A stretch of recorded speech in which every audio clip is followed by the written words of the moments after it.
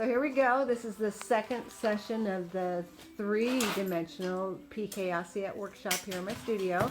And there's 8 people doing their own individual designs. They've learned a lot. We talked about structure and engineering, as well as the design part of the mosaic. They've learned how to use hand tools to shape all the plates and cups and saucers and crockery. We've worked a little bit with the wet saw to cut the cups and the vases in two. So let's see.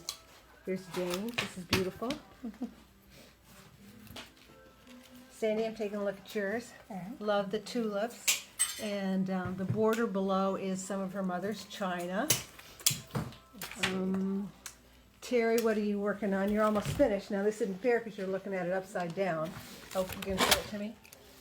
Gorgeous. Thanks. And where's Chris's?